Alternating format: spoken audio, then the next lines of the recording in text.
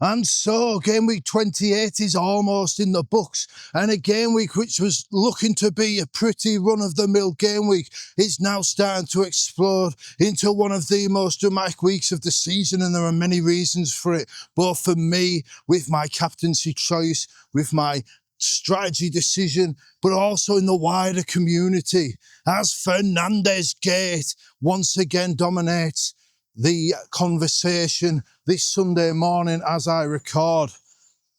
And of course, the deadline, it's a quick turnaround, so we're going to have to get into what I am going to do with regards how I have perhaps made the wrong strategic choice yet again.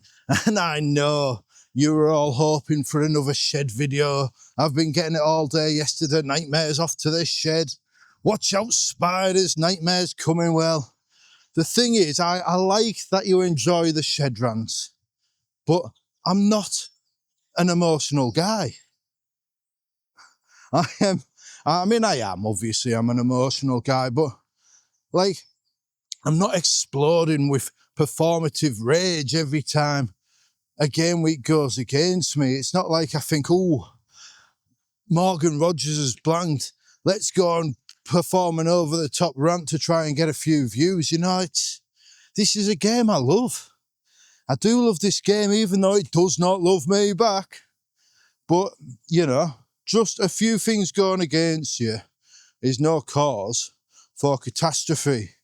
It's more like when they build up over weeks after weeks. You know, it's when I feel embarrassed.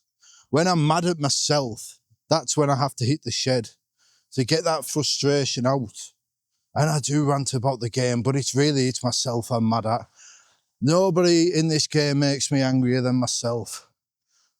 But there's a lot of anger this morning, this Sunday morning as I record, a lot of anger in the FPL community. And it's all centred around, did Big Andy know that Erling Haaland was out? Did Big Andy know the secret?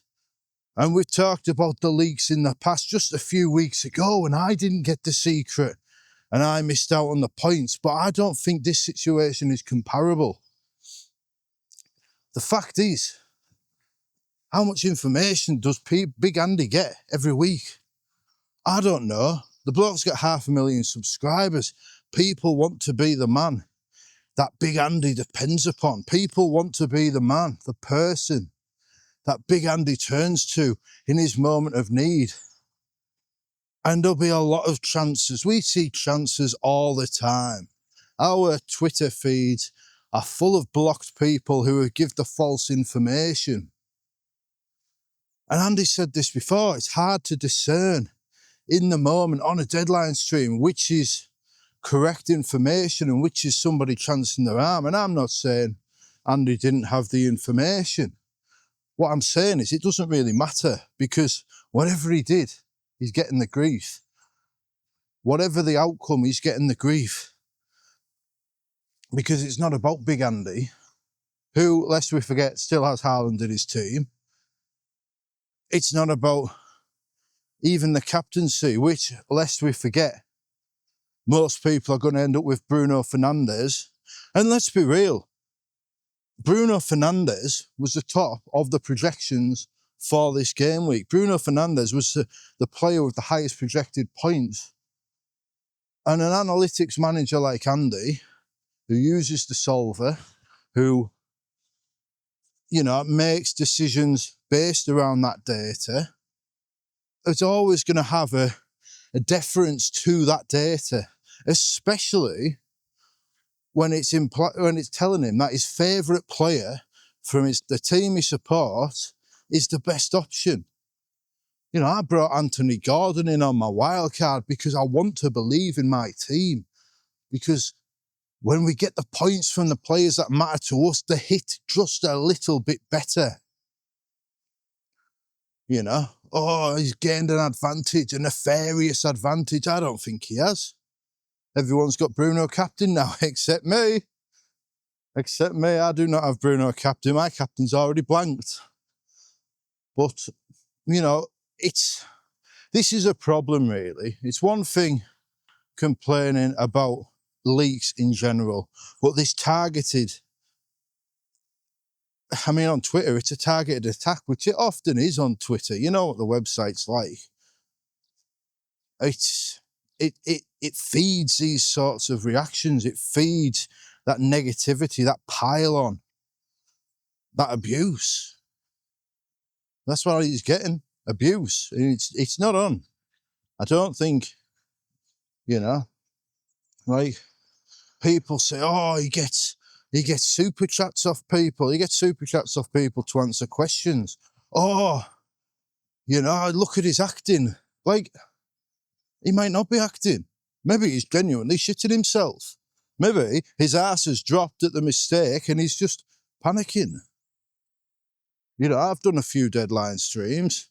I don't do them for various reasons, and one is because I don't enjoy them. I like talking to people, but when that deadline closes and you're thinking, how is the stream working properly?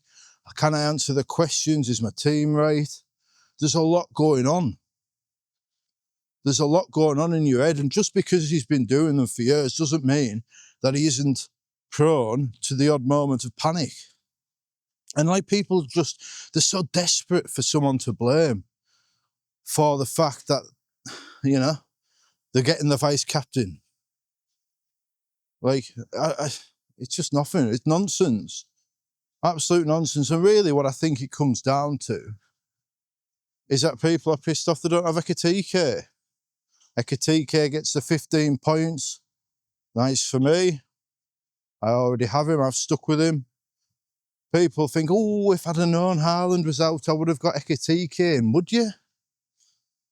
Really? He's blanked about 4 game weeks running. Would you have really got him in? It's easy to say that now. You're just looking for someone to blame. And Big Andy is a convenient scapegoat for your team missing out on a handful of points. Oh, yeah, but he's going for the top 1K. He's, you know, trying to gain an edge. This is a dirty business. I've heard dirty business. It's not a dirty business. People talking about a fantasy game, man. Come on. Like, it's just nonsense. And, you know, what advantage is he really going to get? An extra few points? Extra 5 points? Well, everyone's got the same captain as him now. So what Andy's advantage is he gets Joachim Anderson off the bench. You ask D-Unit what sort of advantage Joachim Anderson is. Come on now. Just feel like we all... The reaction to these things is always to look, to blame and attack. Why can't we just accept that maybe a man made a mistake? Maybe a man is telling the truth. You know, that is a possibility. There is a very good possibility that Big Andy Mears, let's talk FPL, you know, a decent bloke by all accounts. You don't really hear many people with a bad word to say about him. Maybe he just didn't think, he didn't remember to save his team. We all do it sometimes. Why is the rush always to assume the worst? You know? Because to be honest with you, sometimes these reflections, these assumptions we have of others in these situations are reflections of what are in our own hearts. And I put that to you. And it might not be nice to hear. Maybe if you're one of these people attacking Andy, maybe you're projecting what you would do in that situation. Maybe you're the one that's incapable of being able to admit you made a mistake. Maybe you're the one that thinks if I had that chance, I would steal the secrets. I would take every advantage I could get. Maybe Andy has done it. Who knows? Who cares? It's not worth. There's a common phrase, never attribute to, what is the phrase? Never attribute to maliciousness what can be explained away by incompetence. And is it likely that Big Andy, let's talk FPL, is here risking his YouTube career, everything he's built for, the thing that pays his mortgage, risking it all for an extra 5 points off his captaincy that everybody's going to end up having anyway? Or is it more likely that The bloke's just made a mistake. Anyway, speaking of mistakes, I brought in Mo Salah and I made him my captain.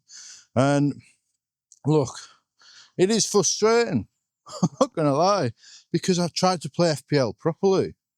You know, people say, you're too wild, you're not giving the players the chance, Nightmare, you take all these hits. Why don't you just play FPL properly? Why don't you just get the players in, stick to the plan? Well, I stuck to the plan. My plan was to do Cole Palmer to Mo Salah. And I captained him. And he did nothing. 5 goals for Liverpool, now for Mighty Mo. If I'd have gone with Ekitike captain, I'd have been buzzing. And you know what? You might think, oh, I know you think it.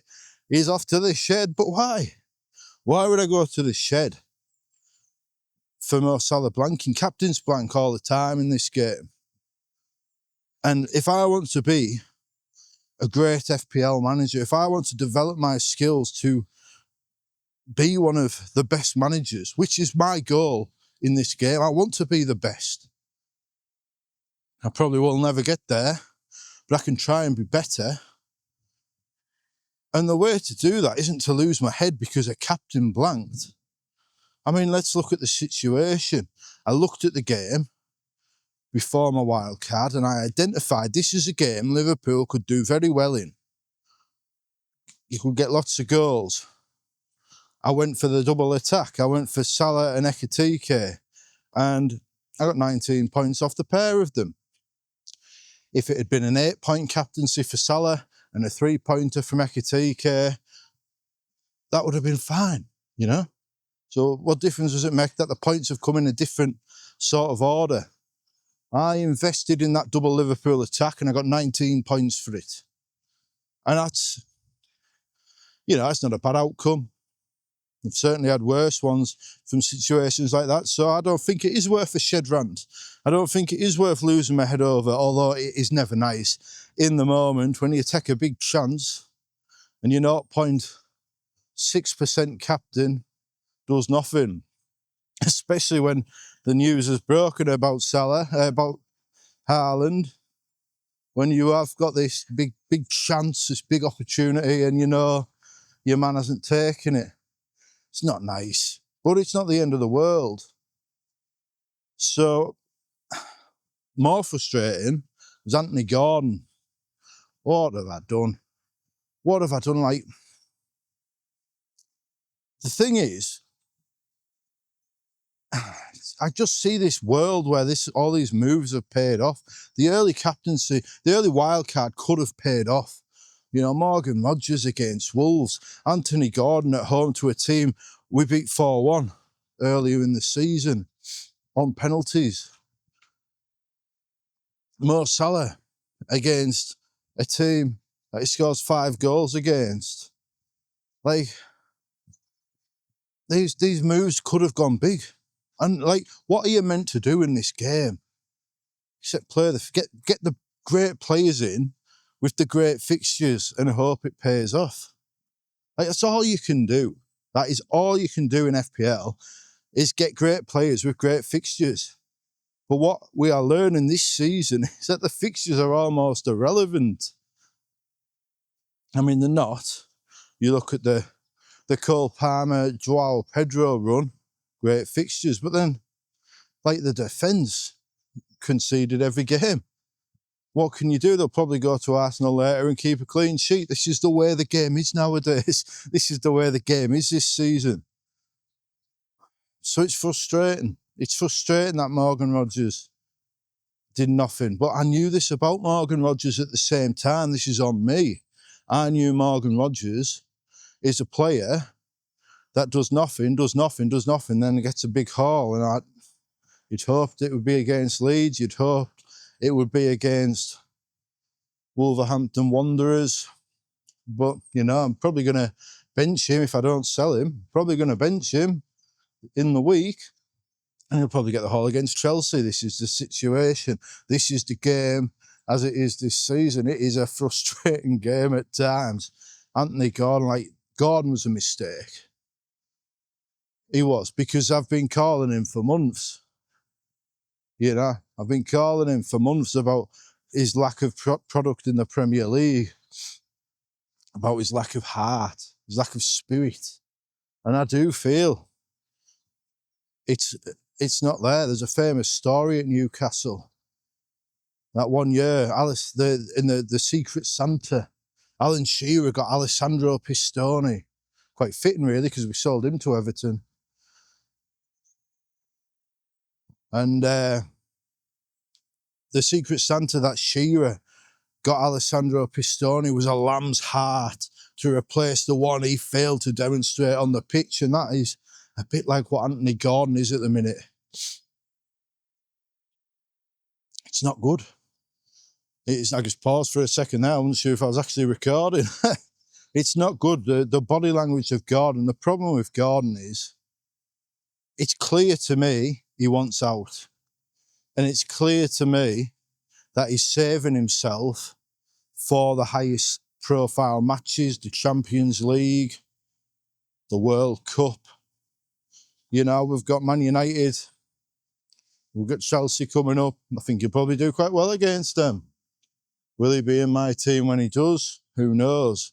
But, like, at the same time, you've got to say, what was Eddie Howe doing yesterday? We had a striker in central midfield, a central midfielder on the wing, and a winger at striker. You know, it's like, it's all a bit aimless at Newcastle. It's all a bit aimless, and this is what it brings me to, you know. I mean, I just don't know what to do now. Do I stick with them? Do I give them another week? It's frustrating. It's frustrating that I've took this big chance and it could have paid off, but I've made the wrong choices in the way I've taken the chance. It's frustrating. It's on me. That's my fault. But what I'm thinking is now, like, what to do next. Because you say, don't take the hit. You say, stick to the plan, Nightmare. Well, I was going to switch up the plan. I was going to take the hit.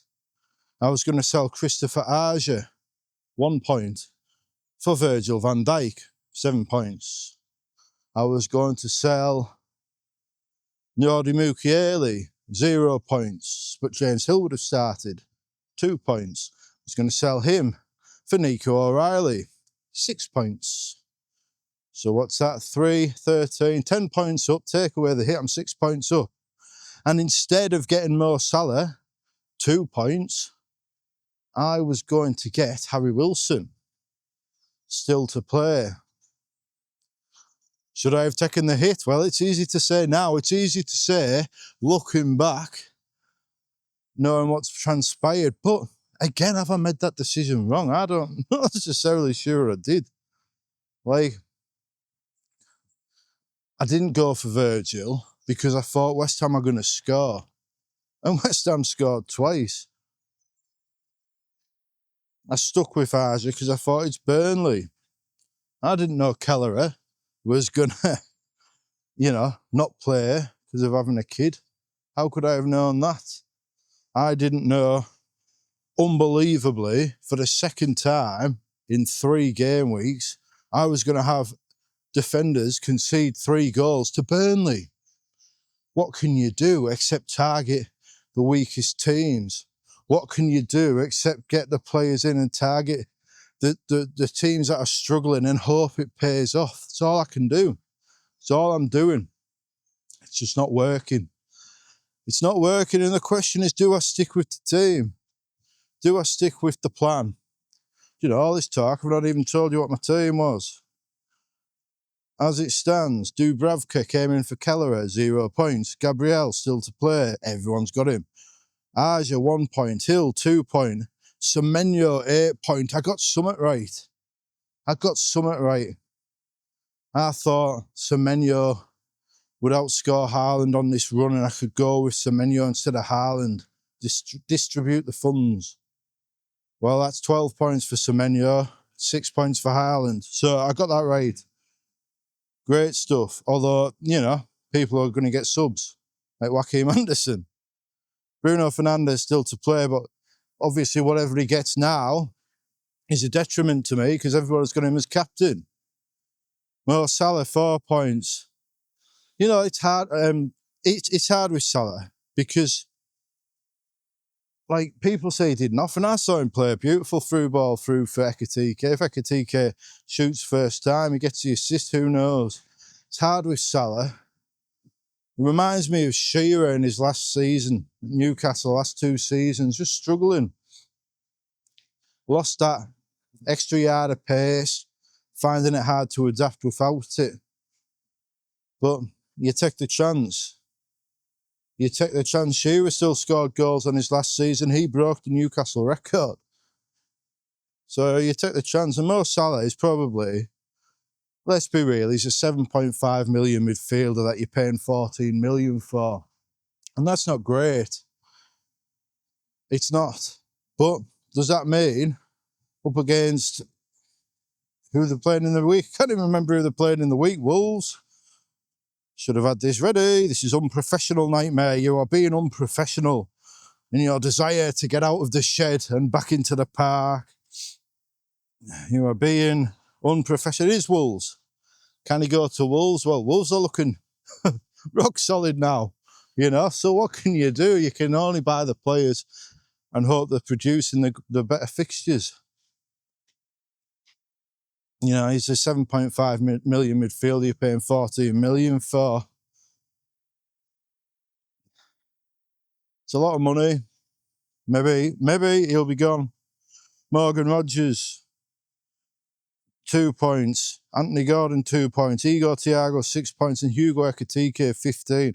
As it stands this morning, I'm up to 1.35 million with a green arrow, 40 points, 10 clear of the safety score. Of course, I only have Gabriel, Bruno Fernandes, uncaptained. It's tough. That's gonna drop. Unless, you know, Bruno gets a red card and Gabriel scores, but Joao Pedro on my bench, maybe he can get a goal. You know, I benched Joao Pedro, you know, I wasn't keen on it, to be honest. But the thinking was, if he scores, he still does me a massive favour. So, you know, he's playing for me, even though he's not getting points for me. He's on my team, and I'm happy with that. Sometimes that's the best way to look at the game. So that's my team so far. Nothing spectacular. This spiking haul strategy is not working. Hasn't worked so far, but there's still 3 game weeks. There's still 3 game weeks, and look, we've got one off Ekatike. We've got not quite a haul off Semenyo. It's not worked so far, but you hope to spike 3 hauls in 5 weeks. I just need them all to do it in the next 3 weeks now. But do I take the hits? Do I make the transfers? I can't believe you're talking hits, Nightmare. I cannot believe you're talking hits. Why? Why not? Look, this is not... If I'd have done the hit this week, I'd have a much better team and I'd have more points to the good. Plus, I'd have a different captain. So, you know, it's under consideration. What hits would you take? And this is where we move into the team preview part, because the tight turnaround, I don't think I'm going to get another video out because I'm going to disengage from the game today, I would imagine. And I am going to, tomorrow, I'm completing, I've got some 45-minute thing to complete a diploma that I'm doing for work. And then I've got the kids tomorrow night, so I just don't think I'm going to have the time. Work on Tuesday. It's a tight turnaround. No point rushing something just for the sake of getting something out. So my team, as it stands for the midweek, and it is Kelleher and Arja against Bournemouth, Gabriel against Brighton, Hill against Brentford. It was going to be Rodon against Sunderland, but apparently he's injured now. So I've got 2 injured players on my bench. This game does not love me back. Semenyo against Forest, Fernandes against Newcastle, Salah against Wolves, Gordon against Man United, Joao Pedro against Villa, Thiago against Bournemouth, Ekatike against Wolves, Rodgers first sub, and then 2 injured defenders in Mukiele and Rodon. And this is what I mean. Do I start Rodgers over Gordon? Why not? Why wouldn't I? Gordon not interested, but it's a big game. The profile will be on him. If he can do it against Man United, them suitors he's hoping for, the Arsenals of the world, Liverpool, the teams he wants to come in, he needs to show he can do it in the big stages, but it's not the big stages that it matters. You know, it's these mid-range games where teams lose titles. It's not the big matches. It's the mid-table games where teams lose titles because they just don't put the same application in. You're not a great player unless you can do it against all the teams, and Gordon cannot. So, but Man United is a good game for him. Morgan Rodgers against Chelsea. That Chelsea defence is weak. Joao Pedro will be playing. You know, there's an argument to bench Mo Salah. And this is what I mean. This is the predicament I seem to have got myself in. I'm trying my best, and this year I am accepting it. It's just not good enough, you know, and you've got the wild cards to come. I could just roll. Could just see what happens. Got 2 free transfers. Thinking Aja, Mukiele, Rodon, Salah, Gordon, Rodgers. I want them all gone. Am I going to get rid of them all? No. Rodon should be fine. You know, you miss a good game against Sunderland, but then I had a defender against Sunderland at the weekend. A DEFCON daddy, unstoppable for extra points, comes into my team and gets the 2. This game does not love me back. So, you know, I don't know. Virgil, undeniable, get him in for Mukiele maybe. Get Aja out, obviously, probably no point in getting Nico O'Reilly now. He's got an away game, he's got a home game, he's got a blank, then it's Chelsea and Arsenal.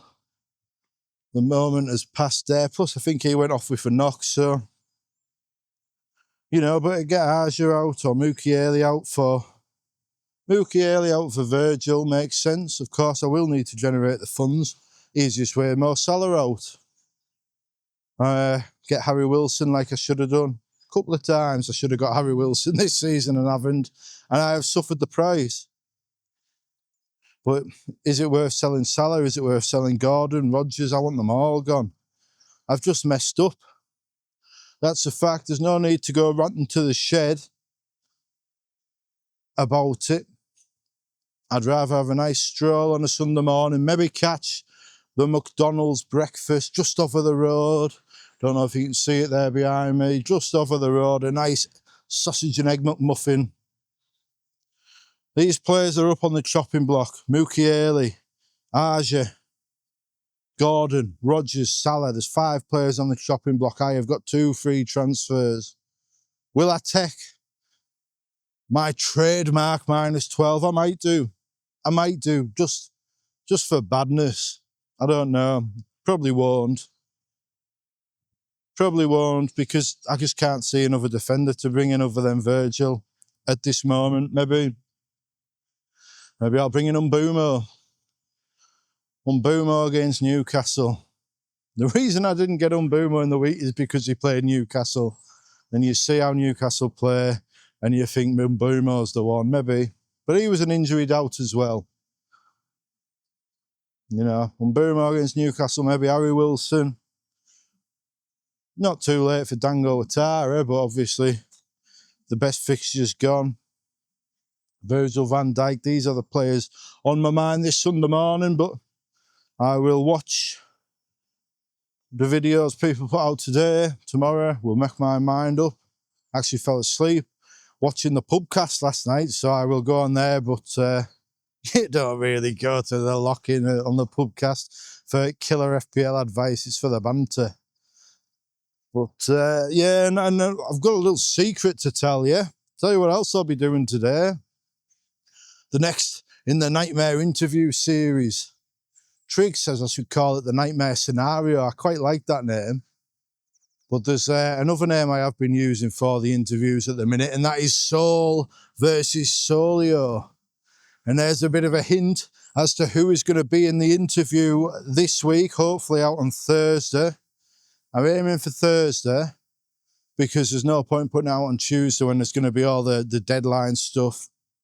You got to give these videos a chance, although I don't think this video is going to need too much of a chance, because it is an interview with the almighty Praz from Solio, from the FPL Wire, from FF Scout.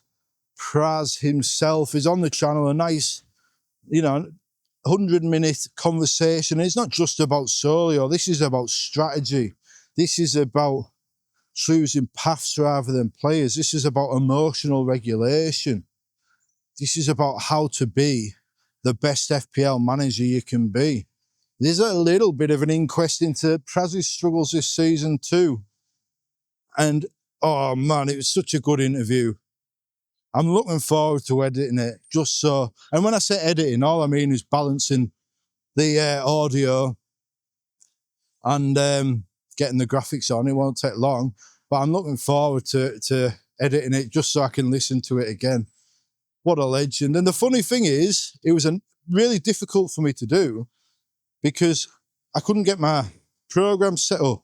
So what I like to do is record on different channels. So I've got my mic on one channel, and then Mr. Praz's would be on the other, so that I can like easily tweak them on the editing to get the sound levels right. But I was using Video Ninja and OBS, and I couldn't get it working. If I could get my mic working properly, Praz couldn't hear me. If Praz could hear me, then I was hearing this massive echo in my ears of my own voice when I talked. It was a nightmare. And in the end, I had to spend the whole 2 hours. Every time I talked, all I could hear was like half a second later, my own voice in my ears echoing back to me. But it doesn't come up on the edit. This is what I put you through.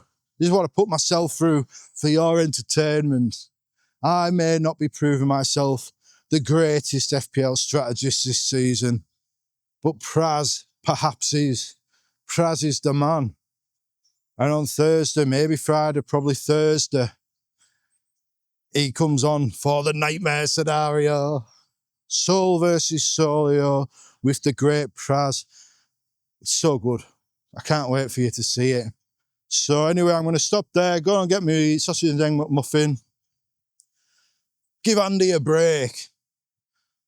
Assume the best of him. Let's assume the best of people over the next few weeks, just for a change. Who knows? It looks like the world is going to hell in a handcart. It looks like everything's about to fall down around us. So why not just be a bit nicer to each other? Why not choose to be the naive, positive influence on the world instead of assuming being cynical makes you more switched on? Because it doesn't. If you look at the world through a black lens, all you see is darkness. I would prefer to see the light in people. Thank you for watching. We will see you next time.